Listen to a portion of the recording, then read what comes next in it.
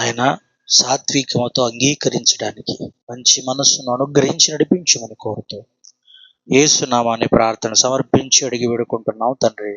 ఆమేన్. క్రీస్తునందు ప్రియులారా, మరి వేదికను అలంకరించినటువంటి దైవదాసులకు, ఈ కార్యక్రమంలో, ఈ లేఖనాల పరిశోధన సదస్సులో వాక్యాన్ని వినడానికి వచ్చిన ప్రియులైన మీ అందరికీ మన ప్రభువు పరిరక్షకుడైనటువంటి యేసుక్రీస్తు వారి పుణ్యనామంలో మీ అందరికీ నా హృదయపూర్వక ధన్యవాదాలు తెలియజేసుకుంటున్నాను. మరి రెండవ పాఠంగా కాలచక్రంలో క్రీస్తు ఘనచరిత. కాలచక్రంలో క్రీస్తు ఘనచరిత్ర. ఇంతవరకు తొలి పలుకులుగా గ్రహాంతర వాసుల గురించి మీరు విన్నారు. బైబిల్ అనేది ఎంత గొప్పదో, బైబిల్లో ఉన్నటువంటి సంగతులు ఎంత శాస్త్రీయమైనవో, బైబిల్ అనేది ఎంత చారిత్రక వాస్తవమైన పుస్తకమో మీరు బైబిల్ని పరిశీలించినా పరిశోధించినా మనకట్టే తెలిసిపోతుంటది. వింటున్నప్పుడు, చదువుతున్నప్పుడు ఏదో ఆచారంగా అలవాటుగా బైబిల్ను చదవకూడదు.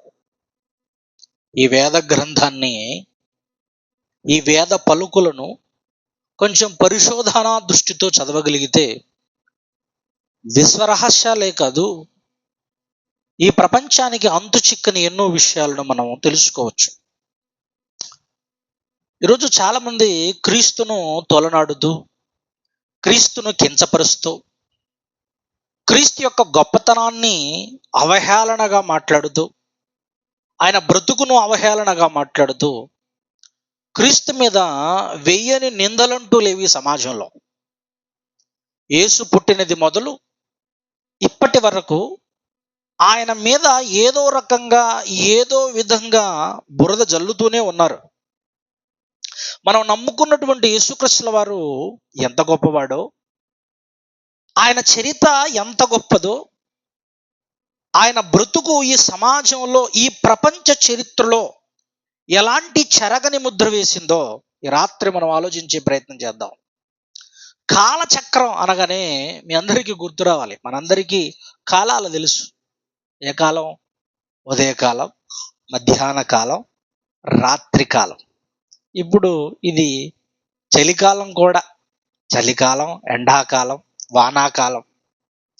ఇలా ప్రకృతిలో, ఈ ప్రకృతి యొక్క పరిభ్రమణాన్ని బట్టి కాలాలలో కొన్ని మార్పులు మనం గమనిస్తుంటాం, లేదా వాటికి మనం సమయాలను కేటాయించాం. ఉదయకాలం, మధ్యాహ్న కాలం, సాయంత్రకాలం, ఎండాకాలం, వానాకాలం, చలికాలం. ఈ కాలాలు ఏర్పడడానికి, లేదా ఈ కాలాలను ఎలా కొలుస్తారో, ఎలా ఏర్పడతాయంటే ఆధారం ప్రకృతి.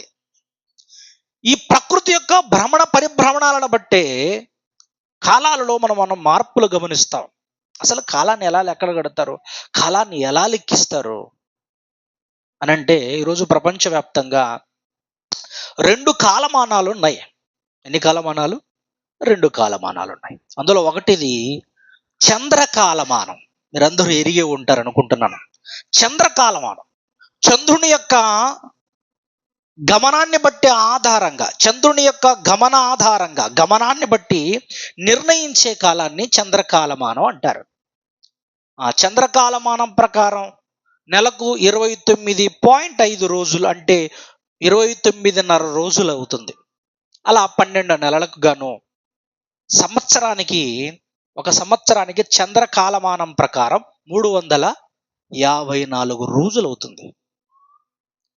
ప్రపంచ చరిత్రను మనం గమనిస్తే అందులో బాబిలోనియన్ కానివ్వండి, ఐగుప్తు కానివ్వండి, లేదా అక్కడియన్ కానివ్వండి, లేదా సుమేరియన్ కానివ్వండి, పురాతనమైన నాగరికతలలో అత్యంత పురాతనమైన నాగరికతలైనటువంటి ఐగుప్తు, సుమేరియన్, మెసొపొటేమియా, అలానే మన సింధు నాగరికత, ఇవన్నీ చంద్రకాలమాన ఆధారంగానే వారు పండుగలైనా, నెలలైనా, వారు ఉత్సవాలైనా జరుపుకునేవారు.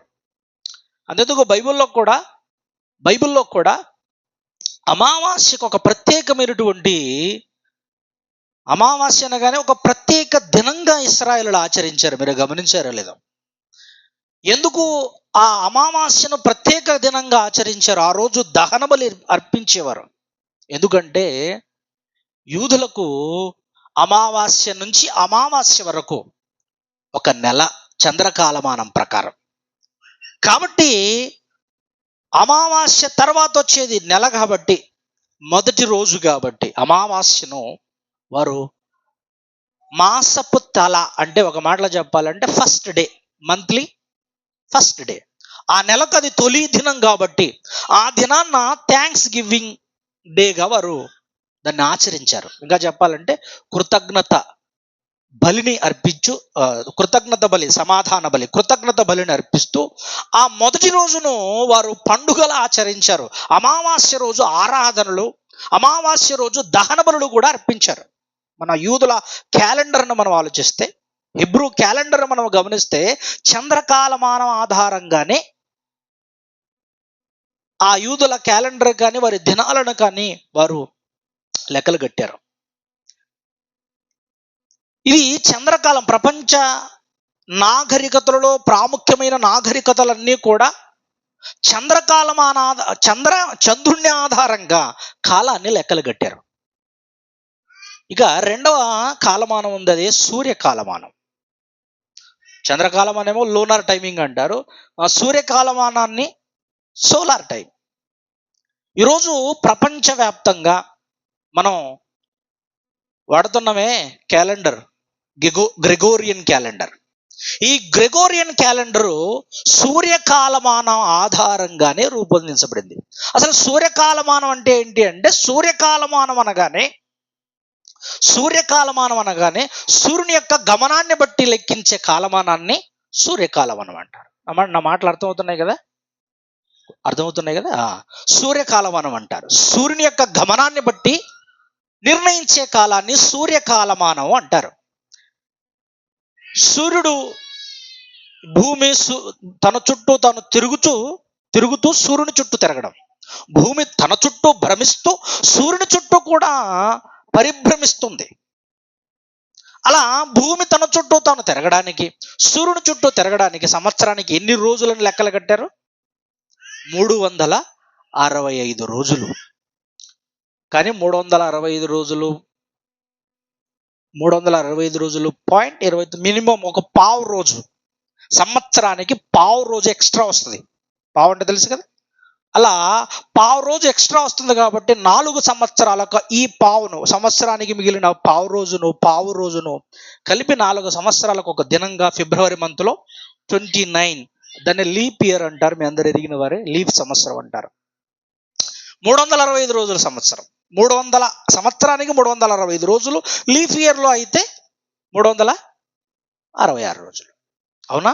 సూర్యకాలమానం, చంద్రకాలమానం. మరి ఎందుకు చంద్రకాలమానాన్ని వదిలేసి సూర్యకాలమానాన్ని ఎందుకు అనుసరిస్తున్నారంటే, సూర్యకాలమానానికి చంద్రకాలమానానికి వ్యత్యాసం ఉంది. సుమారు 11 రోజుల వ్యత్యాసం ఉంది.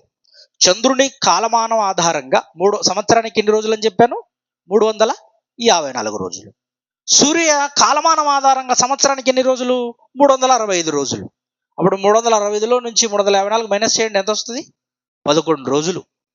11 రోజుల కాల వ్యత్యాసం ఉంది కనుకనే, కాబట్టి ఖగోళ ఆధారంగా ఈ వ్యత్యాసాన్ని గమనించినటువంటి చాలా మంది పండితులు, శాస్త్రవేత్తలు, లేదు సూర్యకాలమానాన్ని బట్టి కాలాన్ని లెక్కించడం అనేది జరిగించారు.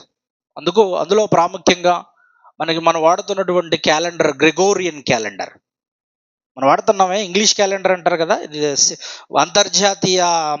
అంతర్జాతీయంగా ఇంటర్నేషనల్ వైడ్గా వాడుతున్నటువంటి క్యాలెండర్. అది ఇంటర్నేషనల్ సివిల్ క్యాలెండర్, అది గ్రెగోరియన్ క్యాలెండర్. ఈ పోప్ గ్రెగోరి అన్నటువంటి ఆయన 15వ శతాబ్దంలో ఆయనతో పాటు కొంతమంది బృందం క్యాలెండర్ రూపొందించడానికి ఖగోళ శాస్త్ర ఆధారంగా క్యాలెండర్ రూపొందించడానికి వారి బృందం ప్రయాసపడి ప్రపంచానికి మనం వాడుతున్నటువంటి గ్రెగోరియన్ క్యాలెండర్ని అందించారు. ఖచ్చితమైన ఖగోళ శాస్త్రీయతకు దగ్గరగా చాలా ఖచ్చితమైన ఖగోళ గమనానికి అది చాలా దగ్గరగా ఉన్నటువంటి క్యాలెండర్. అందుకే ప్రపంచం అంతా దాన్ని అనుసరిస్తుంది, ప్రపంచం అంతా దాన్ని ఫాలో అవుతుంది ఈరోజు ప్రపంచవ్యాప్తంగా. సూర్యుని బట్టి, చంద్రుని బట్టి కాలాన్ని లెక్కించడం అనేది నేడున్న శాస్త్ర ప్రపంచం చేస్తున్నారు. అందులో చంద్రకాలమానం, సూర్యకాలమానం అని అనుకున్నాం. కానీ బైబుల్ ఏనాడో సూర్యచంద్రులను బట్టి కాలాన్ని లెక్కించవచ్చు అని చెప్పేసింది ఏనాడో ప్రారంభం. ఆదికాండం 1వ అధ్యాయం చూడండి. ఆదికాండం 1వ అధ్యాయం 4వ వచనం. ఆదికాండము 1వ అధ్యాయము 4వ వచనం.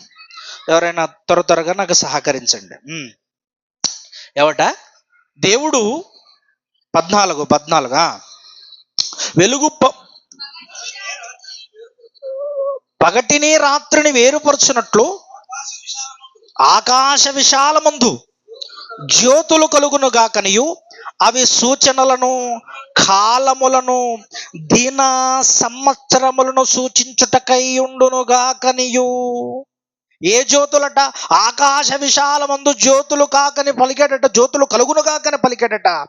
అవి సూచనలు, దిన సంవత్సరములను సూచించుటకై ఉండునుగా కానీ భూమి మీద వెలిగించుటకై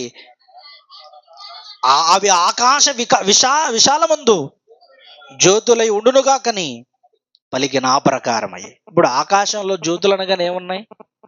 సూర్యుడు, చంద్రుడు, నక్షత్రాలు. చంద్రుని బట్టి కాలాన్ని లెక్కించవచ్చు అని బైబిల్ ఏనాడో చెప్పిందా? చెప్పింది. చంద్రకాలమానం. సూర్యుని బట్టి కూడా కాలాన్ని లెక్కించవచ్చు అని చెప్పిందా? అవును, చెప్పింది బైబిల్. చంద్రుణ్ణి బట్టి, సూర్యుని బట్టి కాలాలను లెక్కించడం అనేది జరుగుతుంది. ఆ సూర్యచంద్ర గమనాలను బట్టే దినమైన, సంవత్సరమైన లెక్కిస్తారని బైబిల్ ఏనాడో ఇవి అందుకే నేను సృష్టిలో పెట్టానన్నాడు. అఫ్కోర్స్ పగలు చీకటి వెలిగివ్వడానికి భూమి మీద. కానీ దినాలు, సంవత్సరాలను కూడా లెక్కిస్తారు. దేన్ని బట్టి? సూర్యుడిని బట్టి, చంద్రుడిని బట్టి. ఈరోజు మనం ఏ కాలమానాన్ని అనుసరిస్తున్నాం? సూర్యకాలమానాన్ని అనుసరిస్తున్నాం. అంతేనా? ఇదే నెల? డిసెంబర్ నెల 25. మనం గంటకి 24 రోజులని, అవునా? నెలకు 30 నుంచి 31 రోజని, సంవత్సరానికి 365 రోజులని, ఇలా మనం సూర్యకాలమానాన్ని మనం అనుసరిస్తున్నాం. సో బైబిల్ ఏనాడో చెప్పింది ఖచ్చితంగా ఈ కాలాలు సూర్యచంద్రులను బట్టేని. ఈరోజు శాస్త్ర ప్రపంచం కూడా సూర్యచంద్రులను బట్టే కాలాలను లెక్కించారు. ఈ కాలచక్రంలోకి క్రీస్తు రావడం అనేది, ఎందుకంటే కాలానికి మూలం ఆయన, కాలానికి ప్రారంభకుడు ఆయన, కాలానికి మూలం, కాలానికి ప్రారంభం, కాలాన్ని కలుగు చేసిన వాడే యేసుక్రీస్తుల వారు. మీ అందరికీ తెలుసు, కాలములను, సమయములను ఎవరు ఉంచుకున్నారట తన ఆధీనంలో? తండ్రి తన ఆధీనములో. అపోస్తల కార్యములు 1వ అధ్యాయము 7వ వచనంలో ఉంటుంది. అలానే సూర్యచంద్రుల బట్టే కదా మనకు కాలాలు కలిగేది. ఈరోజు భూమి మీద సూర్యకాలమానమైన, చంద్రకాలమానమైన దేన్ని బట్టి కలుగుతుంది? సూర్యచంద్ర నక్షత్రాలను బట్టి. అదే సూర్యచంద్రులను బట్టి. సూర్యచంద్రులను కలగజేసిన వాడెవడు? కలిగి ఉన్నదేదియో ఆయన లేకుండా. అంటే ఇప్పుడు సూర్యచంద్రులను ఎవరు కలుగజేశారు? అంటే కాలాన్ని కలుగజేసిన వాడు ఎవరు? సాక్షాత్తు యేసుక్రీస్తుల వారు. కలిగి ఉన్నదేదియో ఆయన లేకుండా. ఈ కాలచక్రంలోకి ఆయన రావడం అనేది అది గొప్ప విశేషం. అది కాలాన్ని కలుగజేసిన వాడు, కాలానికి కారణమైన వాడు, ఈ కాలచక్ర గడియలలోకి ఆయన రంగప్రవేశం చేయడం అనేది అది చాలా గొప్ప విషయం. అలా కాలచక్రంలోకి ప్రవేశించినటువంటి యేసుక్రీస్తు వారి యొక్క చరిత, ఘన చరిత. అందరికీ తెలుసు, ప్రపంచాన్ని ఎన్నో సామ్రాజ్యాలు ఏలేయాయని చాలాసార్లు మనం వినే ఉంటాం.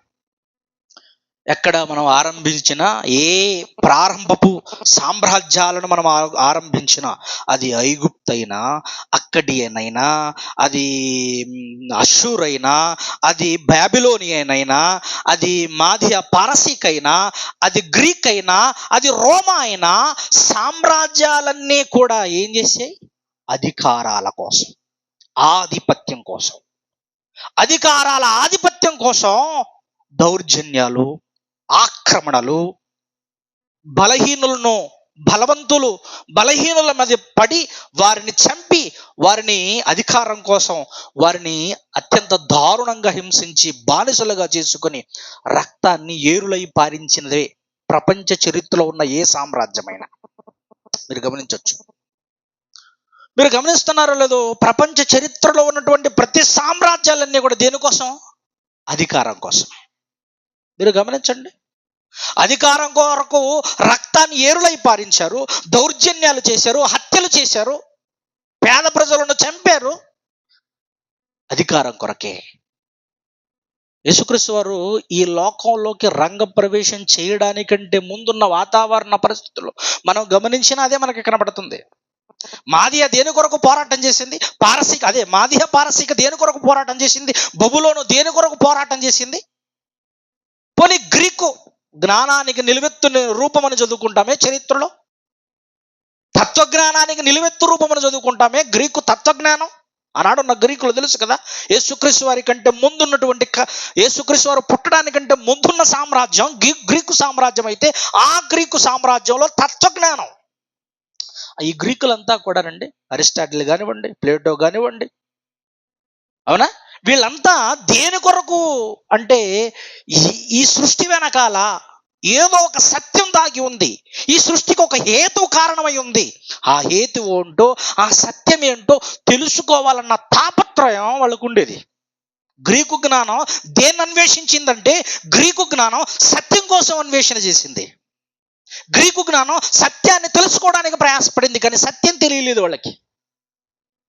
వాళ్ళు జ్ఞానాన్ని వెతికారు, దాని వెనకాలన్న జ్ఞానం ఏంటో తెలుసుకోవాలని ప్రయాసపడ్డారు.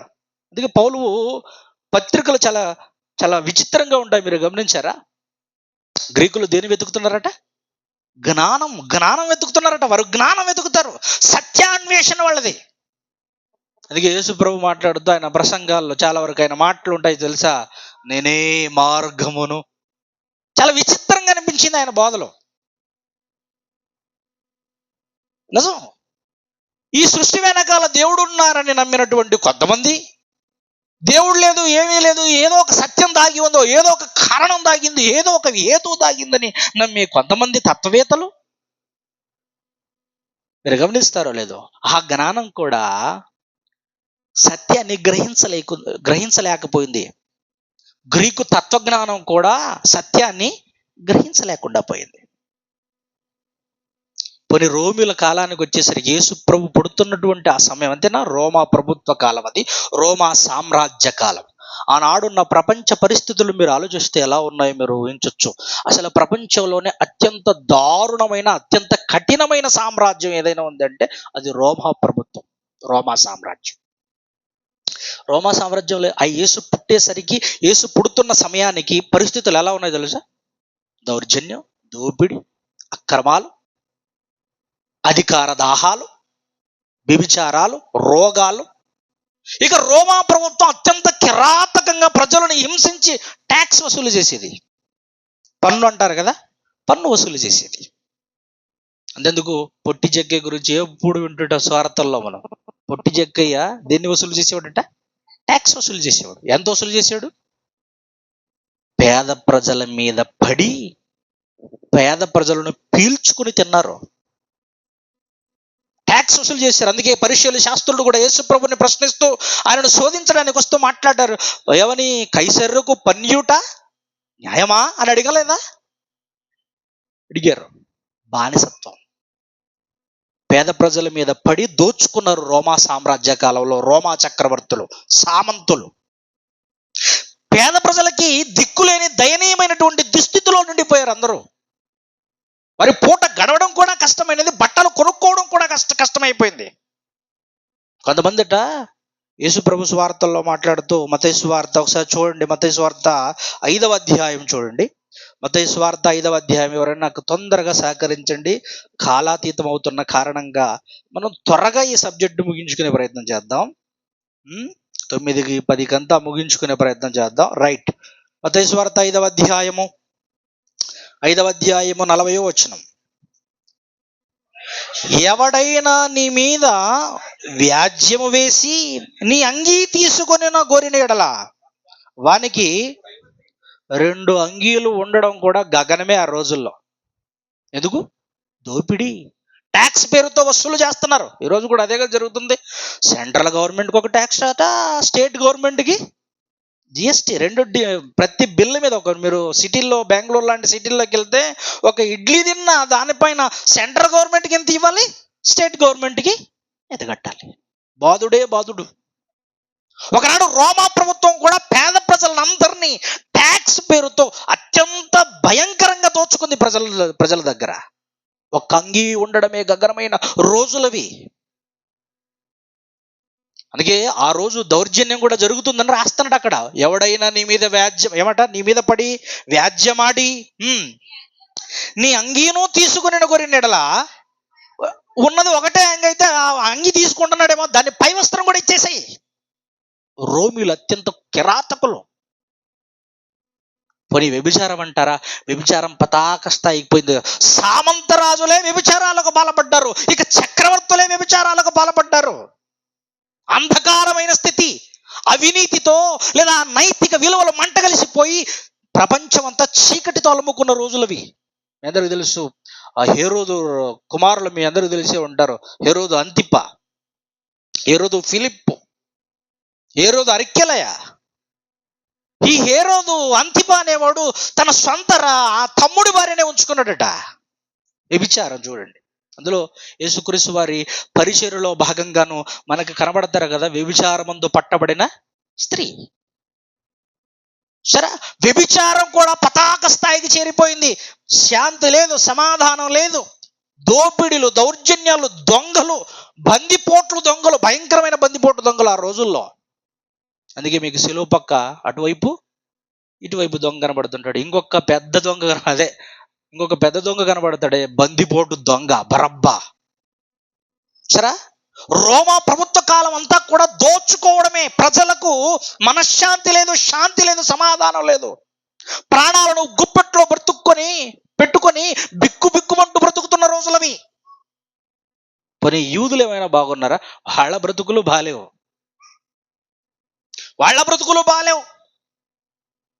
అప్పటికి దేవుడు కూడా సైలెంట్ అయిపోయాడు. వారితో మాట్లాడడం మానేశాడు దేవుడు. దిక్కుతోచని స్థితి. ఈ విషయాన్ని యెషయా గారు ఎంత చక్కగా రాస్తున్నారు. యెషయా గ్రంథం 60వ అధ్యాయము 2వ వచనం చదవండి ప్రియులారా. యెషయా గ్రంథం. ఆనాడున్న రోమా ఆ యేసు ప్రభు ఈ లోకంలో కాలచక్రంలోకి రంగప్రవేశం చేసే సమయానికి పరిస్థితులు ఎలా ఉన్నాయో యెషయా గారు తార్కాణం పడుతున్నాడు. చూడండి, యెషయా గ్రంథం 60వ అధ్యాయము 3వ వచనం, 2-3 వచనాలు. చూడుము, భూమిని చీకటి కమ్ముచున్నది, కటిక చీకటి జనములను కమ్ముచున్నది అన్నాడు. చూడండి, నైతిక విలువలు పడిపోయాయండి. నాయకుడు అన్నవాడు కూడా అధికారం కోసం పేద ప్రజలను పొట్టన పెట్టుకున్నాడండి. మీరు గమనించారో లేదో, యేసు ప్రభు ఈ లోకంలో రంగప్రవేశం చేసేటప్పుడు సిచ్యువేషన్ బాలే. దాన్ని ప్రవక్త రాస్తున్నాడు ఏమని? భూమిని ఏమి కమ్ముకుందట? చీకటి కమ్ముకుంది. కటిక చీకటి జనాలను కమ్ముకుంది. కమ్ముకున్న కటిక చీకట్లను తొలగించడానికి వెలుగు కోసం ఎదురు చూస్తున్నారు. ఒక పక్క యూదులు, ప్రపంచం కూడా ఈ భయంకరమైన పరిస్థితుల్లో నుంచి రక్షించే నాథుడే లేడన్నటువంటి ఆశాభావంతో ఎదురు చూస్తున్న రోజులు, కాలాలవి. ఆ చీకటి పొరలను చీల్చేవాడు పుట్టాలనుకున్నాడు, కోరుకున్నారు, ఆశించారు. ఇదే విషయాన్ని మళ్ళా అదే యెషయా గారు యెషయా గ్రంథం 9వ అధ్యాయము 2-3 వచనాల్లో కూడా రాస్తుంటాడు. మీరు చూడండి ఒకసారి, వీలైతే త్వరగా సేకరించండి. యెషయా గ్రంథం 9వ అధ్యాయము 2-3 వచనాలు ఏమంట? చీకట్లో నడుచు జనులు గొప్ప వెలుగు చూచుచున్నారు, మరణ ఛాయ గల దేశ నివాసులు వారి మీదికి వెలుగు ప్రకాశం. వారు చీకట్లో బ్రతుకుతున్నారు, అంధకారమే. దోచుకునేవాడు దోచుకునేదంతా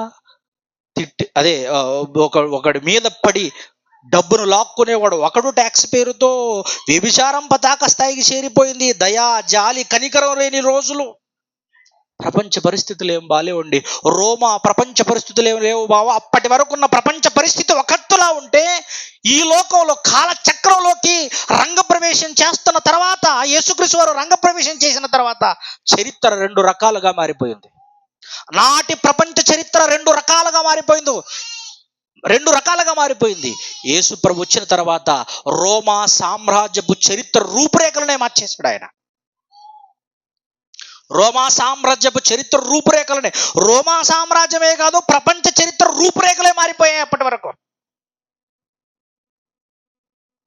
మరి ఆ చీకటిని తొలగించేవాడు, కటిక చీకటి కమ్ముకున్నటువంటి ఆ చీకటి పొరలను చీల్చుకుంటూ ఉదయించడానికి ఉద్భవిస్తున్నటువంటి ఆ నీతి సూర్యుడి కోసం జనాలు ఎదురు చూశారు. ప్రవక్తలు కూడా ప్రవచించారు. ఆ కాలచక్రాన్ని కలుగజేసిన వాడు, కాలచక్రానికి కారణమైన వాడు, కాలచక్రంలో రంగప్రవేశం చేస్తున్నప్పుడు ఎలాంటి పలుకులు పలికారో మీకా గ్రంథం 5వ అధ్యాయం 2వ వచనం చూడండి బ్రోలారా. మీకా గ్రంథం 5వ అధ్యాయం 2వ వచనం. మీకా గ్రంథం 5వ అధ్యాయం 2వ వచనం. బెత్లెహేము ఎఫ్రాతా, టీవీ రాదన్నయ్య, క్లోజ్ చేసారా? వీలైతే చూడస్తారా, ట్రై చేయండి. చదవమ్మ, చదువు తల్లి. బెత్లెహేము ఎఫ్రాతా, యూదావారి కుటుంబములను నువ్వు స్వల్ప గ్రామమైనను నా కొరకు ఇశ్రాయేలులను ఏలబోవాడు నీలో నుండి వచ్చును. పురాతన కాలము మొదలుకొని శాశ్వత కాలము. ఇప్పుడు ఆ చీకట్లో ఉన్నటువంటి జనులు వెలుగు చూడడానికట, ఆ వెలుగు ఎక్కడ ఉదయిస్తాడో ప్రవక్త రాస్తున్నాడు. ప్రవక్త రాస్తూ ఏమని రాశాడు ప్రవక్త? ఇశ్రాయేలును ఏలబోవాడు, కాలచక్రంలో రంగప్రవేశం చేసి ఆ కాలానికి అతీతమైన వాడు, కాలానికి కారణమైన వాడు ఎక్కడ పుడతాడని రాశాడు, ఎక్కడ ఉద్భవిస్తాడని రాశాడు. ఏ ఊర్లోట? బెత్లెహేము. ఇట్లా తిప్పమంటారా? ఇది దీనికి పెట్టదని, లేకపోతే రైట్ పర్లేదు. బెత్లెహేము ఏమని రాశాడు? కరెక్ట్గా చదవండి నాకు. ఇది మళ్ళీ డౌట్ ఉందేమో, ఆయన పుట్టే సమయానికి ఎక్కడ పుడతాడన్నటువంటి సందేహం కలిగినప్పుడు ఏ రోజు కూడా మరలా లేఖనాలను ఎత్తి చదవమన్నాడు. అప్పుడు కూడా ఏమన్నారు వాళ్ళు? ఏమి లేఖనాలు ఎత్తి చదివారో చూద్దాం. మత్తయి సువార్త 2వ అధ్యాయం 3-4 వచనాలు. మత్తయి సువార్త 2వ అధ్యాయం 3-4 వచనాలు. యూదుల రాజుగా పుట్టినవాడు ఎక్కడున్నాడు? తూర్పు దిక్కున ఆయన నక్షత్రమును ఆయనను పూజించడానికి వచ్చామని తూర్పు దేశపు జ్ఞానులు హెరోదుతో మాట్లాడుతుంటే, హెరోదు రాజు శాస్త్రులు జ్ఞానులను అందరిని తీసుకొచ్చి లేఖనాల్లో ఎక్కడున్నాయో, ఎక్కడ పుడతాడో చూడమని చెబితే వాళ్ళందరూ ఏమని చదివారు? ఏమని లేఖనాలను ఎత్తి చూపించారట? ఎక్కడ పుడతాడట ఆయన? యూదయ. ఏ బెత్లెహేము? బాగా చదవండి. ప్రవక్త ఏం చెప్తున్నాడు? ఏ రాశాడట? ఎక్కడ పుడతారని శాస్త్రులు అందరూ ఏకతాటిగా వారందరూ ఒకే ఒక్క పలుకు పలికారు. ఏమని? యూదయ బెత్లెహేములోనే. ఎక్కడ? ఎందుకు అంత పర్టికులర్గా నొక్కి చెప్తున్నాడు ప్రవక్త? ఎందుకు యూదయ బెత్లెహేములోనే అని చెప్తున్నాడు? అసలు యూదా బెత్లెహేము ఎక్కడుంది అసలు? మీకు యెరూషలేము తెలుసా?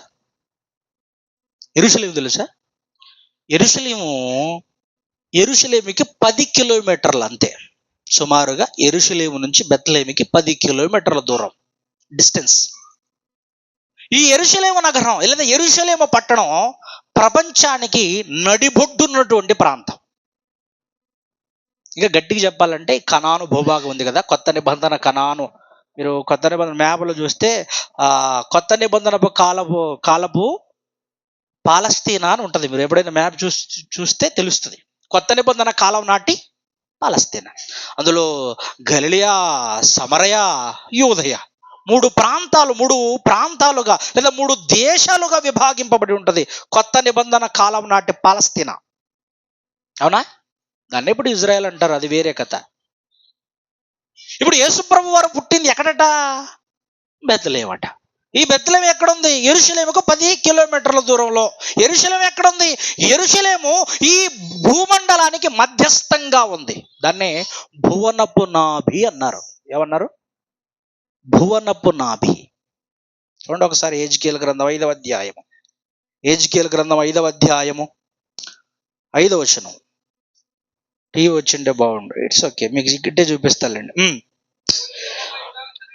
మరియు ప్రభు అయిన యెహోవా ఎలాగో సెలవిచ్చెను, ఇది యెరూషలేం. చూడండి, యెరూషలేం గురించి రాస్తున్నాడు. ఇది యెరూషలేమే కదా, అన్యజనుల మధ్య నేను దానిని ఉంచాను, దాని చుట్టూరా రాజ్యాలు దేశాలు ఉంచాను అంటున్నాడు. ఇప్పుడు చుట్టూరా ఏమున్నాయట? యెరూషలేము చుట్టూ రాజ్యాలు దేశాలు. మీరు గమనించారు లేదు? యెరూషలేము లేదా యేసుక్రీస్తు వారి కాలం నాటి పాలస్తీనా 3 ఖండాలను కలిపే ఒక వారధి లాంటిది. 3 ఖండాలను కలిపే వారధి. ఒకసారి మ్యాప్లో మీకు కనబడితే చూడండి, కనబడకపోతే నేనేం చేయలేను. ఓకే, మీకు కనబడుతుందా? చుక్క. మన దేహానికి సెంటర్ భాగం బొడ్డు అంటారు కదా, నాభి స్థలం అంటారు దీన్ని. బొడ్డు ప్రాంతాన్ని నాభి స్థలం అంటారు. అలానే ఈ భూమండలానికి, ఈ భూప్రపంచానికి, ఈ భూపటాలానికి ఏదట కేంద్రం? భువనపు నాభి ఏదట? యెరూషలేము. చుట్టూరా దేశాలు, 3 ఖండాలను కలిపే చోటు. ఆఫ్రికా కానీ, ఐరోపా కానీ, ఆసియా కానీ. మీకు ఇంకొక మ్యాప్ చూపిస్తాను ఉండండి. కనబడుతుందా? ఇజ్రాయెల్ భూభాగం, యెరూషలేం దానికి కేంద్ర రాజధాని. ఎక్కడుంది? 3 ఖండాలను కలుపుతూ కనబడుతున్నది మీకు. ఇప్పుడు కనబడుతుంది చూడండి, కనబడుతుందా? ఇక్కడేవో ఐరోపా ఖండం, ఆసియా ఖండం, ఆఫ్రికా ఖండం. 3 ఖండాలను కలిపే మధ్యస్థ భాగం, వారధి. ఆ రోజున్న వర్తక వ్యాపారాలు జరగాలన్నా, ఐరోపా నుంచి ఆఫ్రికాకి వెళ్ళాలన్నా, ఆఫ్రికా నుంచి ఐరోపాకు రావాలన్నా, లేదు ఆసియా నుంచి ఐరోపాకు వెళ్ళాలన్నా, ఏ మార్గం గుండా వెళ్ళాలంటే యెరూషలేమును టచ్ అయ్యే వెళ్ళాలి, లేదా పాలస్తీనాను టచ్ అయ్యే వెళ్ళాలి. అది వారధి. చుట్టూరా సముద్రాలు ఉన్నాయి. ఓ వంతెన లాంటిది. ప్రపంచ రాజ్యాలన్నిటికీ, ప్రపంచ దేశాలన్నిటికీ ఒక వారధి లాంటిది, ఒక కేంద్ర స్థానం యెరూషలేము, సెంటర్. దీన్ని ఇప్పుడు హెజ్కేల్ గ్రంథం చదివారు కదా అన్నయ్య, 5వ అధ్యాయము 5వ వచనం. అగైన్ ఒకసారి చదువుతారు అన్నయ్య ప్లీజ్. మరియు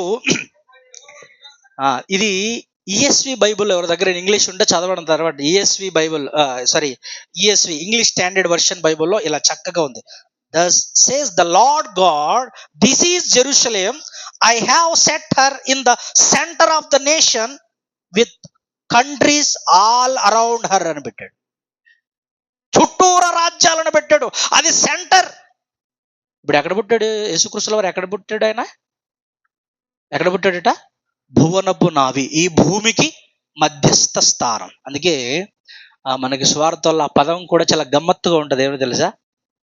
ఆ వాక్యము ఆ కృపా సత్య సంపూర్ణుడుగా మధ్యన, ఎవరి మధ్య?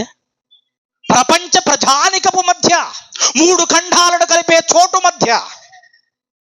ఏది? జెరూషలేము. అదే యేసువారు పుట్టే ఆ భూభాగం, ఆ నేల పాలస్తీనా, లేదు అనుకుంటే బెత్లెహేం. ఇప్పుడు యేసు ఎక్కడ పుడతాడట? భువనపు నాభి, భూమికి కేంద్ర స్థానము. కేంద్ర స్థానమైనటువంటి యెరూషలేముకు దగ్గరగా ఉన్నటువంటి బెత్లెహేము, అది కూడా ఏ ప్రాంతమట? మళ్ళీ ఎంత రాస్తున్నాడు చక్కగా ప్రవక్త, ఎంత నీట్గా రాస్తున్నాడు. శాస్త్రులందరూ చదివి హెరోదుకు చెప్తున్నారు, లేదు లేదు ఆయన పుట్టేది ఎక్కడో కాదు, యూదయా. ఎందుకు ఆ మాట అన్నాడు అని అంటే నాకు డౌట్ వచ్చింది. అప్పుడు బైబిల్ కొంచెం పరిశోధన దృక్పథంతో చదివితే ఒక సత్యం బయటపడింది. ఏంటంటే, మీకు ఎంతవరకు ఒక బెత్లెహేమే తెలుసు, కానీ ప్రపంచ చరిత్రలో 2 బెత్లెహేములు ఉన్నాయి. ఎన్ని ఉన్నాయి? అందుకే ప్రవక్త చాలా క్లియర్గా రాస్తాడు. ఏ బెత్లెహేం అయ్యా అంటే, లేదు లేదు యూదయ బెత్లెహేములోనే. మీకు ఒకసారి మళ్ళా మ్యాప్ చూపిస్తాను చూడండి, కనబడుతుందా? యేసుక్రీస్తు వారి కాలం నాటి పాలస్తీనా పైభాగమేమో, ఉత్తర ప్రాంతమేమో గలిలయ దేశం, గలిలయ ప్రాంతము, కిందేమో సమరయ ప్రాంతము, దాని కిందేమో యూదయ లేదా యూదయ దేశం. అవునా? ఇప్పుడు మీకు ఇంగ్లీష్లో లెటర్ కనబడుతుందా? బెత్లెహేమ్ ఆఫ్ నజరేత్ అని కనబడుతుంది పైన. గలిలీ ఆఫ్, మీకు ఏం కనబడుతుంది పైన? కనబడుతుందా? బెత్లెహేమ్ ఆఫ్ గలిలీ అని కనబడుతుందా? కనబడుతుందా? పోనీ మీకు డౌట్ ఉందో లేదో ఒకసారి చెక్ చేయండి. ఇప్పుడు కూడా మీకా గారు ఈ ప్రవచనం చెప్పడానికంటే పూర్వమే ఈ బెత్లెహేమ్ ఉంది. ఏ బెత్లెహేము? గలిలయలోని బెత్లెహేము. యూదయలో ఒక బెత్లెహేమ్ ఉంది, గలిలయలో ఒక బెత్లెహేమ్. అందుకే శాస్త్రులు అది యూదయలోని బెత్లెహేమ్ అని కన్ఫర్మ్ చేశారు వాళ్ళు. ఇంకొక మ్యాప్ చూడండి. అలానే మీకు అర్థం అవడానికి పోనీ నెట్ ఉంటే మీరు ట్రై చేయొచ్చు. ఇప్పుడు కూడా సుమారు ఎన్ని కిలోమీటర్లట ఏమండి? యూదయలోనే ఉన్న బెత్లెహేమికి, గలిలయలో ఉన్న బెత్లెహేమికి సుమారు 150 కిలోమీటర్ల ప్రయాణం. ఎన్ని కిలోమీటర్లు? ఎక్కడ పుట్టాడు యేసు? ఇప్పుడు యూదయలోని బెత్లెహేమే. ఇంకొక బెత్లెహేమ్ కూడా ఉందా? ఉంది. అది ఎక్కడ ఉంది? గలిలయలో ఉంది. అలా యూదయ బెత్లెహేములో పుట్టే ఆ సమయానికి మీ అందరికీ తెలుసు, ప్రపంచాన్ని ఏలుతున్న సామ్రాజ్యం ఎవరు? చక్రవర్తి అడిగాను నేను, సామంతరాజు కాదు. తేడా గమనించాలి. సీజర్ అగస్టస్, కైసర్ ఔగుస్తు కాలం నుంచి మీరు చూడండి ఆయన చరిత్ర. ఎందుకయ్యా కాలచక్రంలో ఆయన చరిత్ర అంత గొప్పది అనడానికి ఒక ఆధారం చెప్పి నేను ముగించేస్తాను ఫాస్ట్గా. సమయం లేదు, ఇప్పటికే సమయం 9 అయింది. 10 నిమిషాలు ముగించుకుందామే. యేసుప్రభు వారు పుట్టే సమయానికి రోమా ప్రభుత్వాన్ని పాలిస్తున్న సామ్రాజ్య చక్రవర్తి సీజర్ అగస్టస్. ఆయన కాలంలోనే యేసుప్రభు పుడతాడు. అవునా? ఆయన సేవ ఆరంభమవుతుంది. తర్వాత ఇంకొక చక్రవర్తి వస్తాడు. ఆయనే ఎక్కడ ఉంటాడు? ఆయన లూకాసు వార్త 3వ అధ్యాయంలో ఉంటాడు. మొదటి వచనంలో రోమా సామ్రాజ్యాన్ని పరిపాలించిన చక్రవర్తి ఆయన. తదనంతరం చూడండి ఎవరు ఆయన ఎవరట? తిబేరి కైసరు. ఏ కైసరు? తిబేరి కైసరు. ఆయన కాలంలోనే యేసుస్వామి సేవ చేయడం, సెలవుకు వేయబడడం అనేది జరుగుద్ది. ఆయన తర్వాత చరిత్రలో ఇంకొక చక్రవర్తి వస్తాడు. ఆయనే కలిక్యుల, సీజర్ కలిక్యుల. ఆయన తర్వాత ఇంకొక చక్రవర్తి రంగప్రవేశం చేస్తాడు చరిత్రలో. ఆయన క్లౌదియ చక్రవర్తి. మీరు వినే ఉంటారు, అపోస్తుల కార్యములు 18వ అధ్యాయం మొదటి వచనంలో ఉంటుంది. అపోస్తుల కార్యములు 18వ అధ్యాయం మొదటి వచనంలో మీకు కనబడుతున్న చక్రవర్తి సీజర్ క్లౌదియ చక్రవర్తి. అప్పటికే సంఘం విపరీతమైన కష్టాలు, బాధలు, శ్రమలు, ఇబ్బందులు అనుభవిస్తుంటుంది. రోమీల వల్ల, రోమా సైనికుల వల్ల, రోమీల పరిపాలన వల్ల, చుట్టూరా ఉన్నటువంటి చిన్న చిన్న దేశాల వల్ల భయంకరమైన చిత్రహింసలు అనుభవిస్తుంటుంది సంఘం. ఆనాడు రోమా ప్రభుత్వ కాలం అంతా కూడా నుండి మీరు గమనిస్తే, నేను చెప్తున్నటువంటి ఈ మాట మొదటి శతాబ్దం నుండి, అంటే ఏడి నుంచి ఏడి 500 సంవత్సరాల వరకు, అంటే యేసు పుట్టిన 500 సంవత్సరాల కాలం అంతా కూడా క్రైస్తవుల్ని అత్యంత దారుణంగా హింసించారు, అత్యంత కిరాతకంగా హింసించారు. సీజర్ క్లౌదియ చక్రవర్తి, క్లౌదియ చక్రవర్తి తర్వాత నీరో చక్రవర్తి వస్తాడు రోమా పాలన చేయడానికి, రోమా సామ్రాజ్యాన్ని ఏలడానికి. ఈ రోమా పాలనలో అత్యంత కిరాతకమైన వాడు, అత్యంత భయంకరమైన, కిరాతకమైన క్రూరమైన రాజు ఎవరైనా ఉన్నారు రోమా చరిత్రలో అంటే అతనే. ఎవరట? నీరో చక్రవర్తి క్రైస్తవులను అత్యంత దారుణంగా హింసిస్తారు.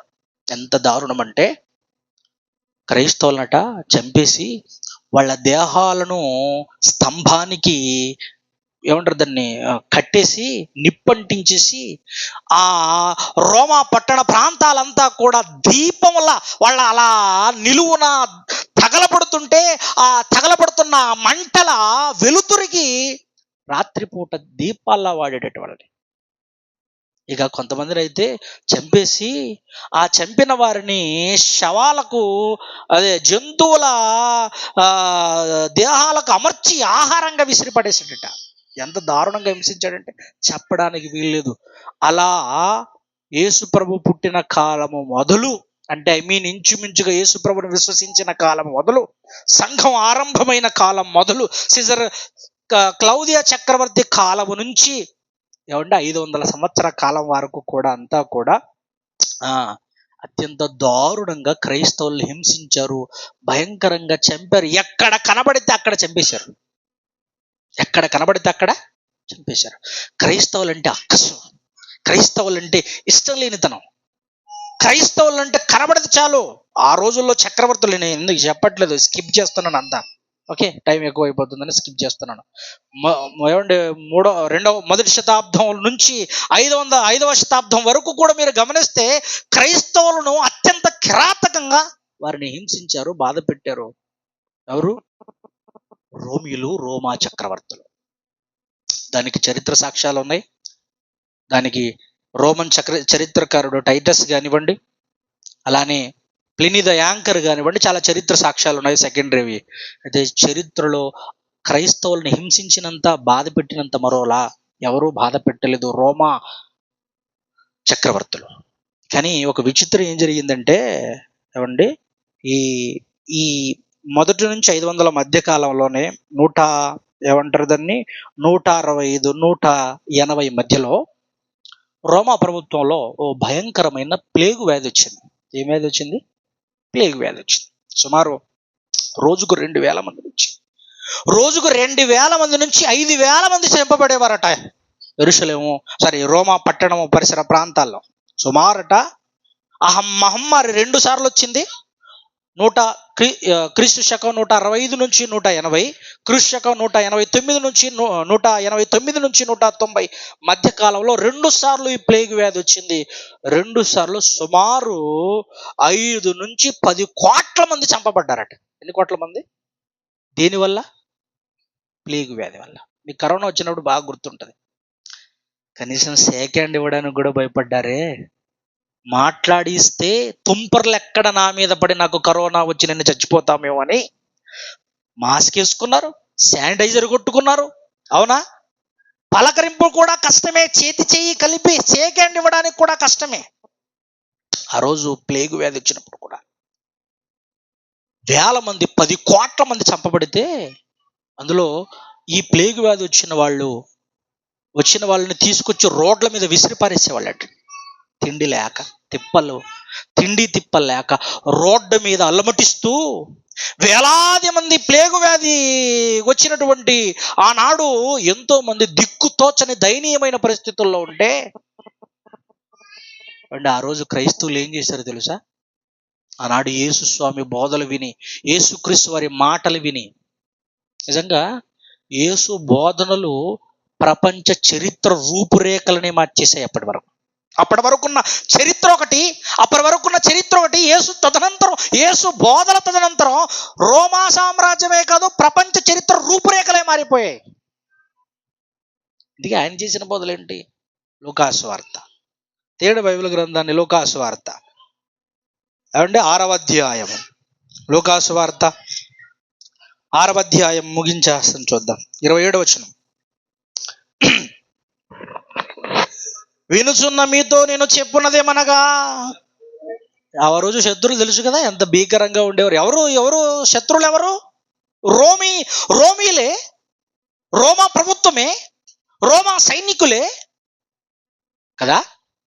ఆ రోజు వాళ్ళకి మధ్య శత్రుత్వాలు కూడా ఉండేవి అధికారాల కోసం. మీ శత్రువులను ప్రేమించుడి. క్రైస్తవులంటే మిమ్మల్ని ద్వేషిస్తారు కదా, లేదా సాటి మనుషులు యూదులను ద్వేషిస్తారు కదా, లేదా పరాయి వాళ్ళని ద్వేషిస్తారు కదా. మిమ్మల్ని ద్వేషించు వారికి మేలు చేయుడి, మిమ్మల్ని శపించు వారిని దీవించుడి, మిమ్మల్ని బాధపరచు వారి కొరకు. రోమిలు ఎంత బాధ పెట్టారో, ఎంత కష్టపెట్టారో. ఈ మాటలు వాళ్ళ హృదయాల్లో నాటుకుపోయాయండి. జాలి చూపించాడు, దయ చూపించాడు, రోగులను బాగు చేశాడు. అప్పటి వరకు క్షమా అన్నదే లేదో ప్రపంచానికి కొత్తగా పరిచయమైనటువంటి పలుకది. దయ అన్నదే లేదు అప్పటి వరకు. కానీ సాటి మనుషుల పట్ల జాలి చూపమనైన బోధలు ప్రపంచాన్ని ఆకర్షించాయి. అందుకే ఫస్ట్ ఆసుపత్రులు వచ్చింది ఎప్పుడైతే క్రిస్టియానిటీ ఈ సమాజంలో రంగప్రవేశం చేసిందో అప్పుడే తొలి ఆసుపత్రులు ప్రారంభమైంది యేసు బోధల వల్లే. విద్య కానీ వైద్యం కానీ ఈరోజు ప్రపంచ నలుమూలలా విస్తరించడానికి కారణం ఆయన బోధలే. రోమిలకు రాసినటువంటి పత్రిక 12వ అధ్యాయం చూడండి బ్రులారా, త్వరగా. రోమిలకు రాసినటువంటి పత్రిక 12వ అధ్యాయం 20వ వచనం. కాబట్టి నీ శత్రువు ఆకలి కొని ఉంటే ఈ మాటలేనండి, ఈ మాటలే. 165 180 మధ్యలో వచ్చిన ప్లేగు వ్యాధి కానివ్వండి, రెండోసారి వచ్చినటువంటి ప్లేగు వ్యాధి కానివ్వండి, రోమా సామ్రాజ్య కాలంలో క్రైస్తవులు యేసు ప్రభు బోధల వల్ల, పౌలు బోధల వల్ల క్రిస్టియానిటీలోకి వచ్చినటువంటి వాళ్ళు, క్రీస్తు బోధలు విన్నవారు ఏం చేస్తారో తెలుసా? ఏమని రాశాడు అక్కడ పౌలు గారు? ఏమని రాస్తున్నాడు? మీ శత్రువు ఆకలి కొని ఉంటే అతనికి భోజనము పెట్టుము, దప్పికొని ఉంటే. అప్పుడు చేరదీశారండి క్రైస్తవులు. ఎవరైతే హింసించారో, ఎవరైతే చంపడానికి కత్తులు దూశారో, ఎవరి రక్తాన్ని అయితే కళ్ళ చూశారో, అట్లాంటి కిరాతకులైన రోమా ప్రజల పట్ల, రోమా సైనికుల పట్ల, శత్రువుల పట్ల ప్రేమ, జాలి, దయా, కరుణ చూపారు. ఆకలితో రోడ్ల మీద పడేస్తే వారిని హక్కున చేర్చుకొని ఇంట్లోకి పిలుచుకొని, ప్లేగు వ్యాధి చేత బాధపడుతున్న వారిని ఇంట్లోకి పిలుచుకొని వారికి పరిచర్యలు చేసి, వారికి తిండి పెట్టి, వారికి నీళ్ళిచ్చి వారి బాగోగులను చూసుకున్నారు. ఒక్కసారిగా క్రైస్తవం అప్పటి నుంచి ప్రపంచపు నలుమూలలా విస్తరించింది. ప్రపంచ చరిత్ర రూపురేఖలు మారిపోయాయి. ఇది చరిత్ర సాక్ష్యం అండి. నేను ఒకే కహానీలు చెప్పట్లా. చరిత్రలో జరిగిన మార్పుది, చరిత్రలో జరిగినటువంటి సంఘటన ఇది. ఈ చరిత్ర సంఘటన ఆధారంగా క్రైస్తవం 3 ఖండాలను దాటేసింది ఆ రోజు. ఈరోజు చూడండి, సుమారు 850 కోట్ల మంది ప్రపంచ జనాభా. అందులో సుమారు 250 నుంచి 350 కోట్ల మంది ప్రపంచ జనాభాలో క్రైస్తవులే ఉన్నారు. 250 దేశాలు అయితే సుమారు 120 నుంచి 150 దేశాలు ఎవరిని విశ్వసిస్తున్నాయి? క్రీస్తును విశ్వసిస్తున్న దేశాలే, క్రీస్తును అనుసరిస్తున్న దేశాలే. 3 ఖండాలలో ఈ ఆరిన నేల మీద క్రీస్తుని ఎరగని వారంటూ ఎవరు ఉండరు. ఎందుకు అంతలా ఈ ప్రపంచంలో ఎందుకయ్యా అంత కీర్తి ఆయనకి అంటే, ఆయన బోధనా విధానం, ఆయన చూపిన జాలి, ఆయన చూపిన కరుణ, ఆయన చూపిన వాత్సల్యం, ఆయన నేర్పిన క్షమాగుణం. అందరికీ తెలుసు, మొన్న ఏమండి ఆస్కార్ అవార్డు వచ్చింది తెలుసు కదా. మన సినిమా ఇండస్ట్రీలో ఉన్నటువంటి ఎంఎం కీరవాణి అన్నటువంటి వ్యక్తికి, మ్యూజిక్ డైరెక్టర్ ఆయన ఒక వీడియోలో మాట్లాడుతూ ఆయన మాట్లాడాడు. మీ అందరు ఎరిగిన వారు అనుకుంటున్నాను. నేను ఏ పురాణాలు, నేను ఇతిహాసాలు చదివాను, నాకు ఏ పురాణాల్లోనూ ఇతిహాసాల్లోనూ ఒక మనిషిని క్షమించాలన్నటువంటి అంత గొప్ప గుణం ఎవరు నేర్పడం కానీ చెప్పడం కానీ నేను చూడలేదు.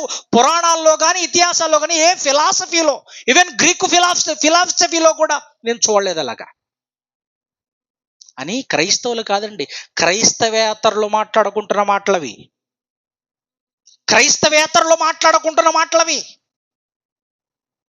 అలా ఒక ఊరు కాదు, ఒక ప్రాంతం కాదు, ఒక జిల్లా కాదు, దేశాలు, ఖండాలను దాటేసిందండి ఆయన చరిత.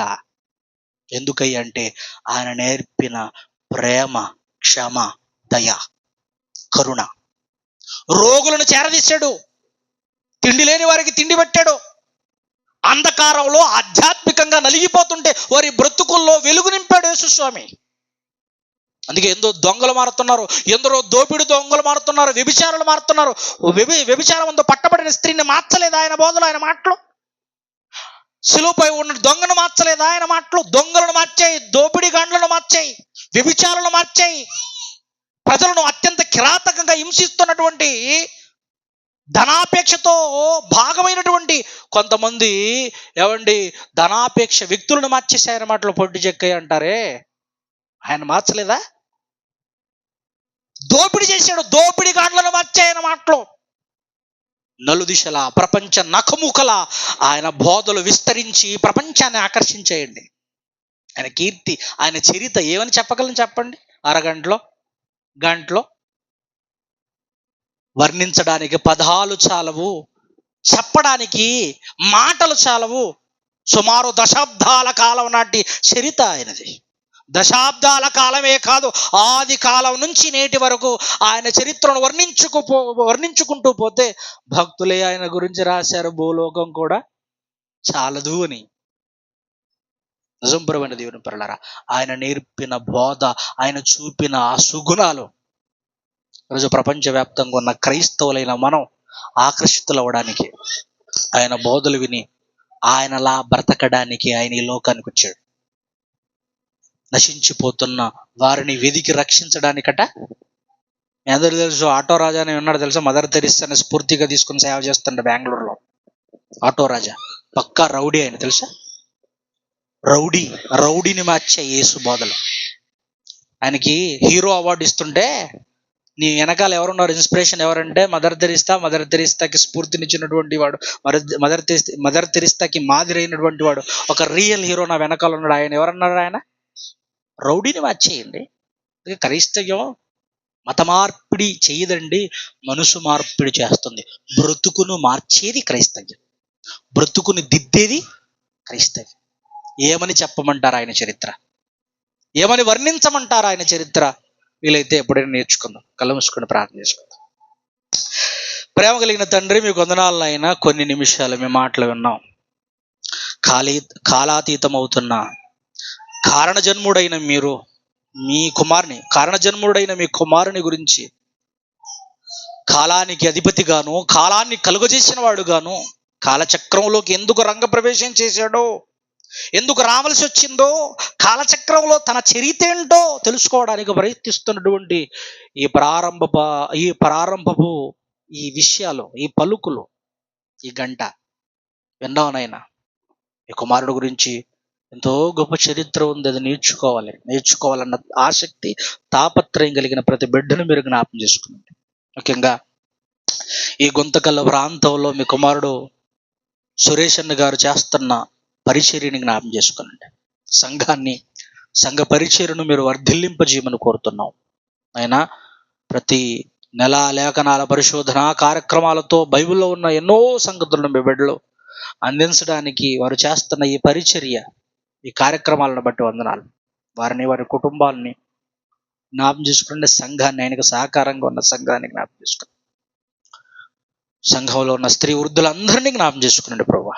మీ కుమారుడి గొప్పతనాన్ని ఈ ప్రపంచపు వేదిక మీద మేము గళమిప్పి చెప్పడానికి, గొంతెత్తి కీర్తించడానికి, ఘనపరచడానికి మీ వాక్కులను, మీ పలుకులను మెండుగా మా హృదయాలకి అందజేస్తారని ఆశపడుతూ యేసుక్రీస్తుల వారి పుణ్యనామములో ప్రార్థన సమర్పించి అడిగి వేడుకుంటున్నావు తండ్రి, ఆమేన్.